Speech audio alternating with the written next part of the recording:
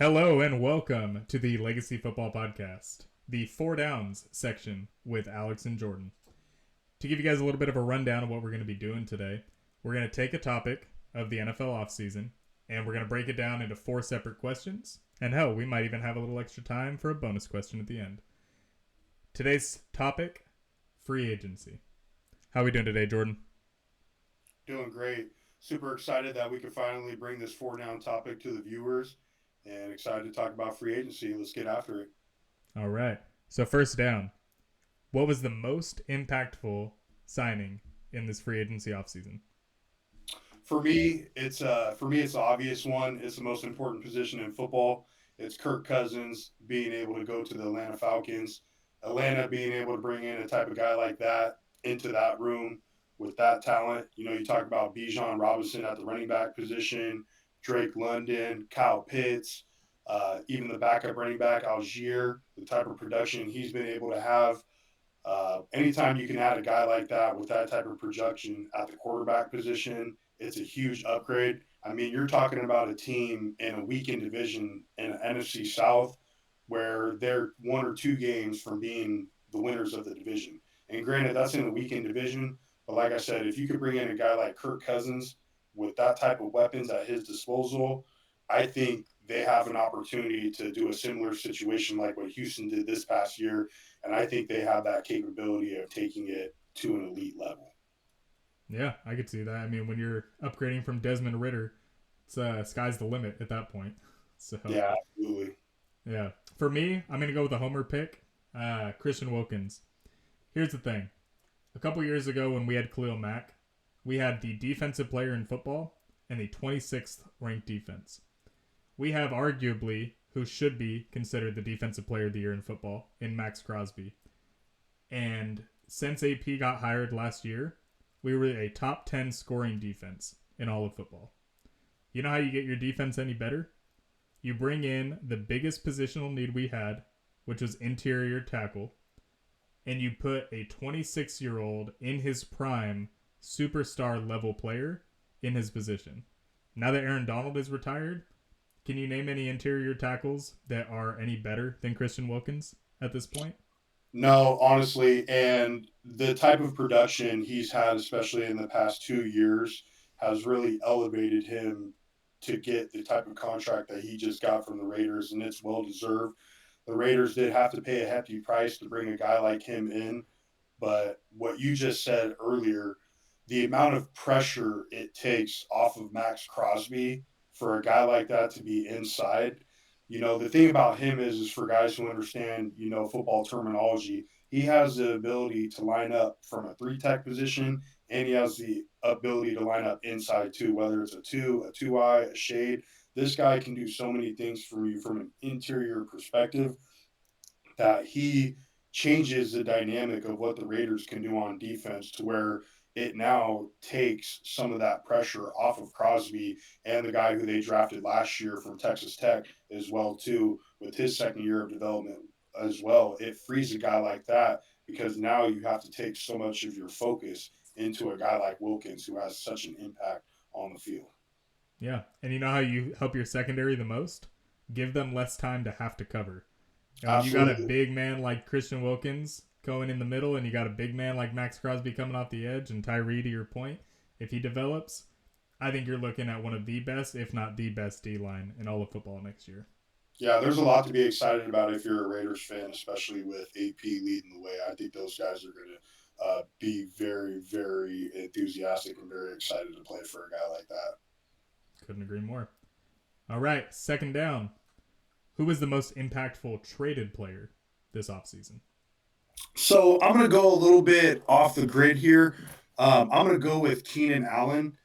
I think being able to get a guy like Keenan Allen for a fourth round pick, I think I think that's stealing. I think that's highway robbery. The fact that the Bears were able to do that, that obviously tells me that there was a situation with the Chargers in the fact that Keenan Allen wasn't willing to take a pay cut, and the fact that they were able to restructure Bosa and Max contract because both of the receivers, Allen and Williams, were both ended up casualties of free agency, and they were able to keep those two guys. So Chicago's going to still have to pay a hefty price on that contract on that yearly for Keenan Allen. But being able, as we know, with the recent move with Justin Fields to Pittsburgh recently, we know being able to pair a veteran receiver like that, who's, arguably probably one of the more underrated receivers of the past 10 years, to go along with Mike Evans from Tampa Bay. He's one of those guys who's just always forgotten about and not really talked about. If you can bring a guy like that in to help out a Caleb Williams, to add that to the disposal with the DJ Moore, with the Cole Kmet, with the new addition of DeAndre Swift and free agency, there's a lot to like about that move. And really, if you end up looking at it, depending on where Chicago goes this season and the growth and the production of Caleb Williams from the quarterback position, we could end up looking at this trade down the line in the season. We could look at this as being one of the most impactful trades. Yeah, I couldn't agree with you more. They revamped that entire receiving room over the last 2 years. And having DJ Moore as a 1A or a 1B to Keenan Allen, however you want to look at it, that is going to be a nasty set of receivers to give your rookie quarterback. For me, I'm going to have to go with Joe Mixon. This almost wasn't a trade at one point because it sounded like Cincinnati was just going to cut him. But the fact that they upgraded at running back over Devin Singletary and only cost him a 7th round pick. Don't get me wrong, Mr. Irrelevant fans out there, 7th round pick can be extremely valuable. But overall, I would say that it's a drop in the bucket to get a 28-year-old running back who still has 1,000 yards even in a down season. So for me, the biggest question mark I had on the Houston offense was at running back, especially after losing Singletary. But Singletary was never anything special to really hold on to. You're getting a still in his prime, but probably on the back end of his prime running back who has experience in playing in big time moments to help a second year quarterback that is going to have arguably a bigger step forward this year than he even had last year. Yeah, that's one of those moves there. Cincinnati getting rid of Joe Mixon for a 7th round draft pick with the level of production that he's had in a year in, year out basis in Cincinnati. That one right there, that's just a head scratcher for me. I understand it's a business at the end of the day, and certain players are going to be casualties, but you would have to think with them making a move like that, maybe there's somebody that they like because I don't know if they've made a move in free agency for another running back yet. They signed Zach Moss. Zach Moss, okay. But even Yeah. even then, I mean, I look at a guy like Zach Moss, and Zach Moss does not move the needle as opposed to a guy like Mixon. I mean, that guy does not move the needle for me, and that's with all due respect to Zach Moss's game. And he's probably maybe not had some opportunities in the places he's been at and some of the offenses, but you would have to think that Cincinnati is maybe going to have to address the running back position in the draft as well, too. Yeah, I think they did that last year, honestly, with Chase Brown. And I think that's probably more of a reason why they were going to get rid of Mixon. Because they like Chase Brown a lot.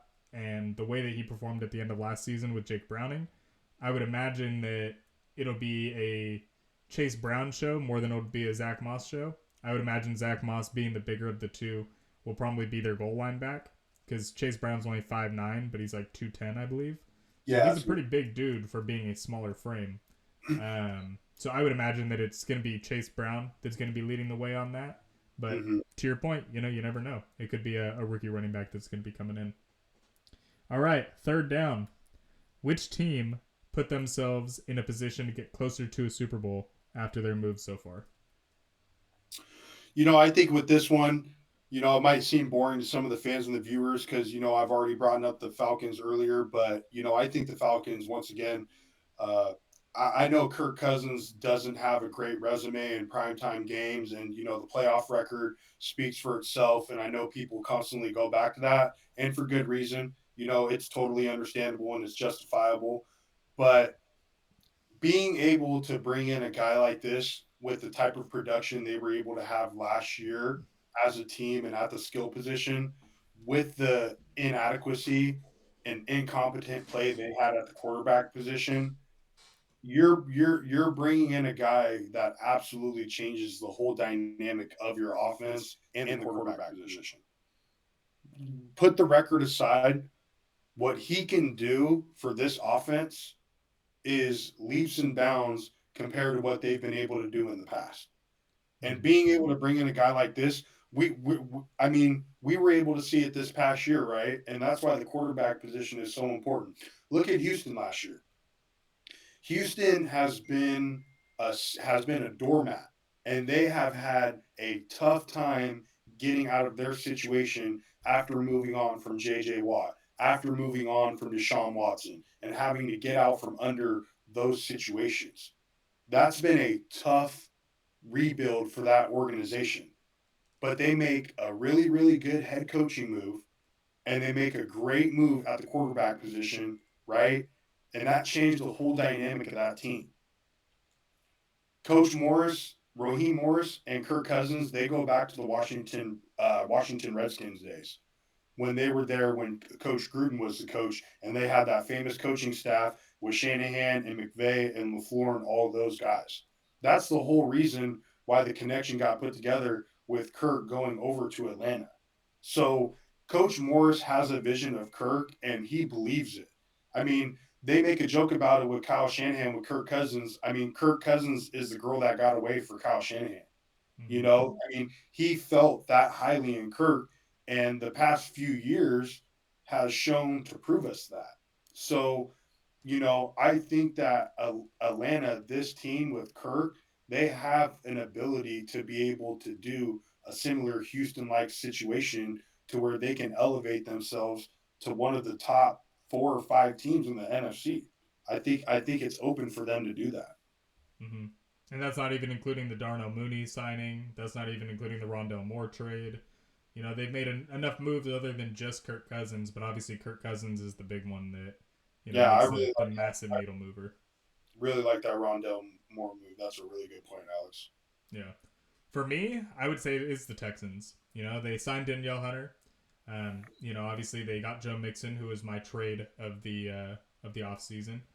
They signed Aziz Al Shahir from the Tennessee Titans, who make one team in the division weaker to make another team in the division stronger kind of move. Who I honestly think is an underrated linebacker in the first Yeah, place. that's a good move. Great tackling linebacker. So I would say that Houston, with Will Anderson going to be getting better, Tank coming back healthy off of his broken tibula, if I'm not tibula or fibula, broken shin, one way or the other. I Yeah, think he's going to be an improvement. Nico Collins, obviously, in the playoffs showed why he is that dude. So, and then CJ Stroud, the sky's the limit for him. So if they kept their offensive coordinator, so they're going to be keeping that continuity. They got better at running back. They're going to get better at receiver just because of how young that team is. They got an additional pass rusher, an additional coverage linebacker, an additional run stuffing linebacker. I really like Houston this year. And that's coming from somebody that took Jacksonville to win the Super Bowl at the beginning of last season. So, yeah. I really like what Houston's doing. You can't go wrong with that choice. yeah. All right, fourth down. What's the team that you have the most questions about moving forward? Yeah, I think when I look at my notes, I think the team that I keep going back to is Tennessee. Obviously, you can go back to the decision that they made last year by deciding to move on from Coach Rabel. A lot of people had some questions about that, especially with, the new organizational changes at the top. A lot of people were wondering where the direction of the franchise was going to go, and then you look in free agency, and then the first move that they make in free agency is they sign a guy like Tony Pollard, which I love Tony Pollard. I think he's a great back. I think he can do some really good things. I know he's a guy local to the area, went to the University of Memphis, was very successful running back there. But you look at a guy who they just drafted last year in Tajay Spears, and they're very similar in what they can do in body styles and just ability overall. They're both undersized running backs, scat backs who are one cut and they're north and south, and so in order for you to, spend money to bring another guy like that in, I understand it from the fact of having to replace Derrick Henry, but bringing in such a like for like when you just drafted a guy like him, I have questions on that. And then the other thing is, this is obviously other people in the building when a decision like this gets made, but just a couple years ago, you're hesitant to make a move on a guy like AJ Brown, and you're scared to give a guy a deal that's 4 years, 100 million. and then you bring in a guy who's 2 or 3 years older without the same type of production and a Calvin Ridley, and then you offer him a 4 year, $92 million deal. Yep. Yeah. So I have more questions than answers in regards to that situation. You also Ryan Tannehill's in free agency right now. You're relying on Will Levis and Malik Willis. Also another position that you drafted quarterback back-to-back years. There's uncertainty as far as what you're going to get from that position right now. So there's a lot to be unknown about or ask questions about in Tennessee right now. And the moves that happen in free agency, I think, just add to that. Yeah. I couldn't agree with you more on that. Yeah, the Calvin Ridley one is a head scratcher for me. I've always been out on Tony Pollard, so I'm not as understanding of that one either. But yeah, Tennessee, I know Callahan obviously coming from the Bengals school of thought. They have two big time receivers out in Cincinnati, so maybe that's what he's trying to pair with D Hop and Calvin Ridley because he obviously wasn't a part of that AJ Brown decision. But either way, they do look like they're kind of in an all in rebuild while also trying to win games this year. Looks like we lost Jordan at the moment, but okay, and he's back. For me, the team I have the most questions about is definitely the Chargers moving forward. You hear a lot of talk right now about what they were going to have to do with their cap situation, and being able to keep Joey Bosa and Khalil Mack were obviously helpful for their defense. But the biggest question and concern I have is the fact that they were not a good defense last year with Khalil Mack having 15 sacks. Granted, Joey missed a good amount of time last year. They still have Derwin James. But outside of that, you have a defense that was middle to the pack or below in every other statistical category. So keeping your two edge rushers, essentially, to get down into cap space is nice. But you also lost your number one and number two receivers. You lost your star running back, who even in a down year was still better than what Gus Edwards was in a up year. And you're also looking at bringing in Quentin Johnston as your number one receiver when he was not even a good number three receiver last year when Mike Williams got hurt. And if you're telling me that they're going to address that position in the draft, well, if you're telling me in the last 2 years that they're going to be taking a Malik Neighbors or Roma Duze, and they just took Quentin Johnston last year, two receivers in your last two first round picks, when you have plenty of holes on defense at both linebacker and corner. Don't get me wrong, I like what's his name? The corner that they drafted last year. Can't think of his name right now. But they have a young corner that is good. But overall, I just think that they have enough holes on defense that they should be addressing a more pressing position more so than bringing down their offense to the bare bones level. Yeah, that's a good point. When talking about that, I think the Chargers put themselves in a position where they had to make some free agency or they had to make some casualties because of their cap. I believe they were the team that were the highest over the cap in the NFL coming into this free agency. So basically, there out of those four guys, there was going to be a couple people who were going to end up being casualties. But to your point, I think the one that surprises and obviously goes back to the one that I talked about earlier in the topic is, getting rid of a guy like Keenan Allen and then the idea of drafting another receiver with a first round draft pick and using a top five pick on that. It leaves their questions to be desired, especially with keeping the guys that you talked about on the defense. I got to imagine Justin Herbert's kind of looking around like that Will Smith meme. You know what I mean? He's kind of wondering where everybody went. There's nobody in the living room right now. Everybody's moved out. But I think for the Chargers, and I think with Harbaugh coming in, I think this is part of them with the new regime, the new change. They want to get younger. They know that they have to free up some cap space. Obviously, as we know with traditional Harbaugh teams, they want to be physical on defense. They want to stop the run. They want to be able to run the football.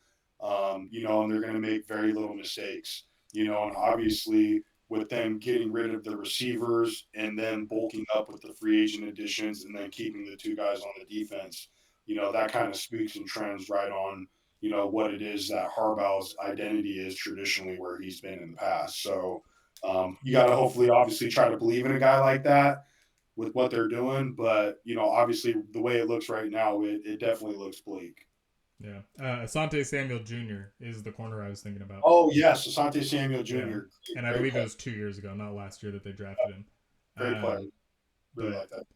yeah, I mean, offseason edition wise, they haven't really added anybody outside of Gus Edwards. I know they just brought Drew Tranquil back, but they let him go to begin with. So I don't know. Oh, they As a they got Shrek back, huh? Yeah, so Nice. Good move. I don't know. As a Raider fan, I love it, but as a fan of football, I'm confused by a lot of what the Chargers have done. Yeah. Not confused in the way that they had to do it, but I just have a lot of questions, I guess. So not really confused, but Yeah. questions. That's a really fair point. Yeah. All right, so we got time for one last question. We'll call this the head scratcher. What is the biggest head scratcher of the offseason for you so far? So for me, I know me and you kind of differ on this a little bit, and maybe it might be a little bit of your partial bias to your boys from the Raiders or who have put on the silver and black for you. But I'm still looking at this move of the signing of Josh Jacobs and the release of Aaron Jones. I still look at that and I still have questions. At the end of the day, I understand it's a business. You have to make decisions based on what you feel is best for your organization. But I look at Aaron Jones. He's been a guy who's very productive. He's had a couple of 1,000-yard rushing seasons for the Packers. He's been very monumental in helping change their production and change the trajectory while Jordan Love's been a key focal piece of that. And the thing is for him is, Aaron Jones really came on late in the season this year, and he was a very, very big reason for their playoff success. I mean, he tore the Cowboys apart. I mean, he had success versus the Niners as well too. So I just think with him being 29 and then bringing in a guy like Jacobs, so I think is 26 or 27. Jacobs did have the big year 2 years ago where he had over 1,600 yards rushing. He has had a couple 1,000-yard seasons. He is a couple years younger. I just think the fact that you're going to get the guy for similar money, it just it just doesn't make sense for me to not keep the guy who you already have in the building, who's been there for you, who's been loyal. But at the same time, I have to realize that that's something that goes out the window really quick because it is the NFL. It's $1 billion industry. It is a business, and so these people do what they feel is best for their organizations. And so I guess I shouldn't be surprised with it, but that was the one that I kind of left myself with, wondering what was the reason. And the NFL does stand for not for long. So Not wrong. the only thing I would say to that is I'm on the other side of that argument. So this isn't my head scratcher, but for me, if you look at the youngest offense in the league last year, you're adding in my opinion, a bigger upgrade at the position. You're staying on that same timeline of youth because you are getting 3 years younger. Because Jacobs is 26, Aaron Jones is 29. So you're getting better production from a younger player for roughly the same cost. To me, I understand it from Aaron Jones's perspective because he was told that he was going to be a part of the Packers' future plans. But there's not anything that Aaron Jones does that Jacobs can't do. Whereas I've seen plays that Jacobs can make that Aaron Jones can't. So I would say that there's an upgrade there. So I understand the move personally, but Yeah, I mean, I think I can agree with you from the age perspective and those other things. I think as far as the talent, I don't see as much of a difference in the gap there as you do. But we can always agree to disagree on that. But the other things make sense to me. Like, mm-hmm. I think at the end of the day, when you look at it from that perspective, it makes sense. I think I'm probably looking at it more from the player and loyalty perspective. But at the same time, I also know you know, the age and the number 30, especially for the running back, is kind of like that, that death curse or that poison number. So, Mm-hmm. if they can get younger and they feel like it is similar with their timeline, once again, it's why those people are there making those decisions because they have a lot of faith in a guy like that. For sure. All right, then for my head scratcher of the off season, it's kind of a blanket statement. But what the hell is going on with young quarterbacks getting traded right now? During this entire offseason, they have all been traded for peanuts. Okay? You got Mac Jones going to Jacksonville. You got Desmond Ritter going to Arizona. You got Kenny Pickett going to Philadelphia. You got who else do we got? We obviously had the Justin Fields trade going to Pittsburgh. Um, I feel like there's another one that I'm forgetting. But what's wild to me is that quarterback being the most important position. All of these quarterbacks are in their fourth year or less, all still on their rookie scale contracts, and not one of them was traded for more than a fourth round pick straight up. All were first or second round quarterbacks. If I'm not mistaken, I think they all were first round. Ritter might be the only one that wasn't. But at the end of the day, quarterback is the most important position in football, and you have these guys on their rookie contracts. Whether or not they're going to play for you is besides the point. Give them a year to develop and see what happens. New England, granted, Gerard Mayo was already there, so he knows what he would be getting in Mac Jones. So having a new team doesn't really change anything. Raheem Morris, not Raheem Mostert. Raheem Morris is a brand new head coach of the Falcons. Why not keep Desmond Ritter? What are you really going to... I mean, I guess you got Rondale Moore, so that one makes a little more sense. But for the most part, it's just crazy to me to see all these young quarterbacks that still have... I'm not saying a high ceiling, but still have more to show than what they have shown. Just kind of tossed away like they're worth nothing. So I would say that's probably the biggest head scratcher for me of the offseason. You couldn't even get half these trades to happen in Madden. So the fact that these are happening in the NFL is crazy to me. I think the other thing too is when you look at that, one of the things that has been highlighted in this offseason too is teams have shown how much that they value the backup quarterback position now. You see a deal like Joe Flacco going to the Colts. You see these deals for these certain guys, and even a team like Arizona bringing in a guy like Desmond Ritter, or you see a team like Pittsburgh, as you mentioned, bringing in a guy like Justin Fields, as to presume to back up Russell Wilson in a mentorship role to eventually groom him to be the eventual starting quarterback. These guys have to take advantage of these situations that they're in because once again, so there's other case situations that have told you that the Aaron Rodgers, the Jordan Love, these guys who maybe haven't gotten it right away, like Jordan Love for me is a perfect case study of there was people 12 to 18 months ago who were ready to cast away Jordan Love. Mm-hmm. Even as early as the beginning of this season, he was having some early struggles in the season along with the team.